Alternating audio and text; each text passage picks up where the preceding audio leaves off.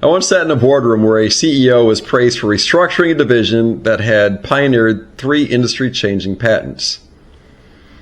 To the analysts, it was a lean move. But as an iBanker, I saw the truth, and soon you'll see it too. They were not cutting fat. They were harvesting the organs of a living company to pay for a quarterly bonus. Today, I'm going to tell you the rest of the story about why your career feels like it's stalling in a sea of incompetence. It is not an accident. It is a process called corporate psychopathy. And if you don't recognize it, you are the one paying the price.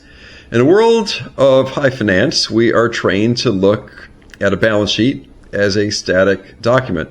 Assets on one side, liabilities on the other, and the most dangerous liability a company can have isn't found in a footnote or a debt schedule.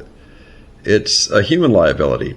It's a specific type of rot that starts at the very top and trickles down until it saturates every cubicle and every conference call. We call it corporate psychopathy.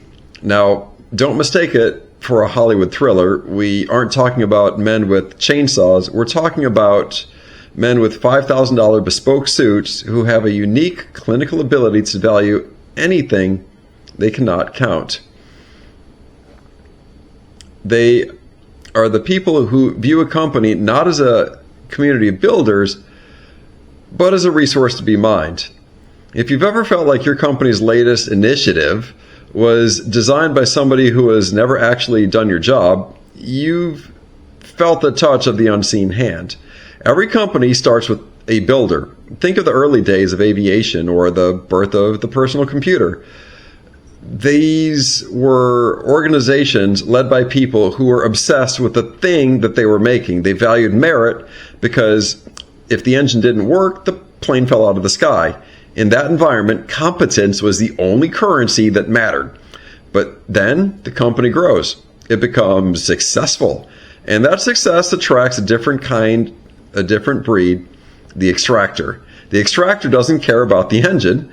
They care about the optics of the engine. They realize that a large enough system, you can actually stop innovating and simply start cutting. And if you cut the R&D budget by 20%, the plane doesn't fall out of the sky tomorrow. It falls out of the sky in 5 years. But in the meantime, the savings look like profit. The stock price goes up. The extractor gets a bonus, and by the time the plane actually crashes, the extractor has already pivoted to a new company with a glowing resume. This isn't the first rule of the psychopathic institution. The first rule is the system eventually evolves to punish the person who points out the cliff and reward the person who drives towards that cliff at 100 miles an hour. So, part 2, the language of the lie. As an iBanker, I've had to listen to a second language. It's a dialect I call corporate glossese. It's a collection of words like synergy, alignment, stakeholder value, and agility.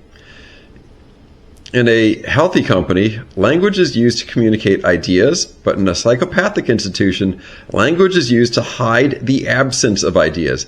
Have you ever noticed that the more a company talks about culture, the worse the culture actually is? That's because culture has become a tool of control. It's used to demand alignment, which is just a polite word for silence. When a psychopath takes the helm, they don't want your expertise. They want your compliance. They view your competence as a threat because a competent person has the audacity to say this plan won't work. So they replace the builders with yes men. They create layers of middle management whose only job is to translate the madness from the top into a series of meaningless KPIs for the bottom.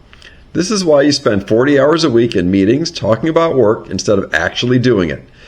The meetings are the product. The alignment is the goal.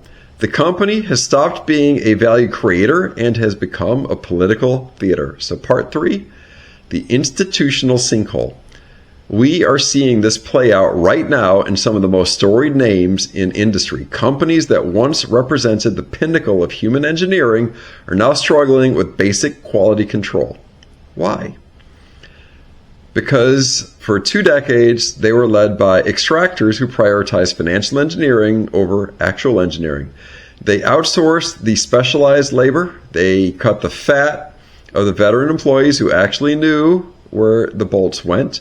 They traded their institutional memory for a short-term bump in the share price. The rest of the story that the evening news misses is that these failures aren't technical glitches. They are the inevitable result of people, a decade of corporate psychopathy.